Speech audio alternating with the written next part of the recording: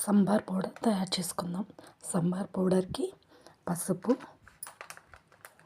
జీలకర్ర, ధనియాలు, ఆయిల్, మెంతులు, వెల్లుల్లి, కరివేపాకు, కల్లుప్పు. ముందుగా స్టవ్ ఆన్ చేసుకొని 100 గ్రాముల వరకు ధనియాలు వేసుకోవాలి. 100 గ్రాముల పసుపుకి 100 గ్రాముల వరకు ధనియాలు వేసుకోవాలి. ధనియాలని దోరగా వేయించుకోవాలి.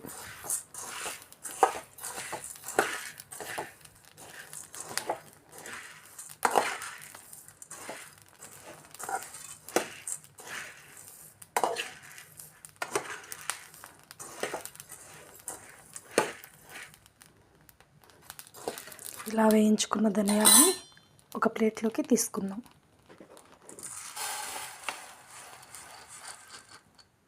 ఇప్పుడు ఇదే ప్యాన్లో 50 గ్రాముల జీలకర్ర వేసుకుందాం. జీలకర్రని కూడా ద్వారగా వేయించుకోవాలి. ఇలా వేయించిన జీలకర్రని కూడా ఒక ప్లేట్లో వేసుకోవాలి. ఇందులో 2 స్పూన్ల మెంతులు వేసుకోవాలి.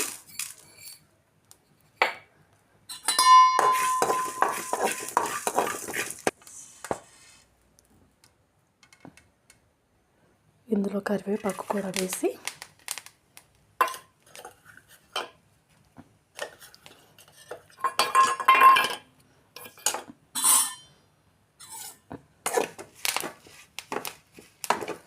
ఇలా వేయించిన ఒక ప్లేట్లో తీసుకోవాలి.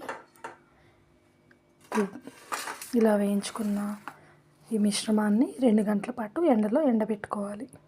ఇప్పుడు ఈ మిక్సీ గిన్నెలో తడి లేకుండా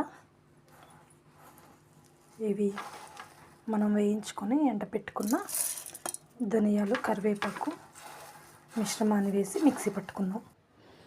ఇందులో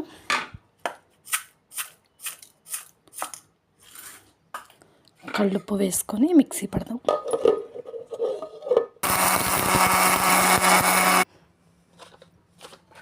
ఇందులో పసుపు, వెల్లుల్లి రెబ్బలు కూడా వేసి మిక్సీ పట్టుకుందాం.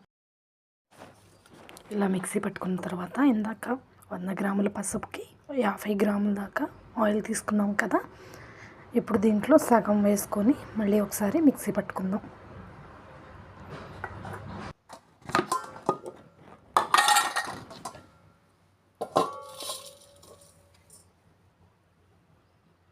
ఇలా ఒక గిన్నెలోకి వేసుకోవాలి. మిగతా దినుసులను కూడా వేసి మిక్సీ పట్టుకుందాం. ఇందులో పసుపు, వెల్లుల్లి ఒకసారి మిక్సీ పడదాం. ఇందులో మిగతా ఆయిల్ మొత్తం వేసి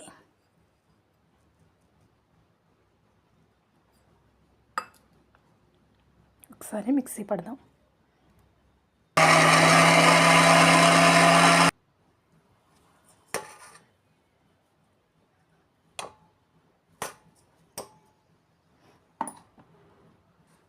ఇప్పుడు ఇదంతా ఒకసారి కలుపుకోవాలి.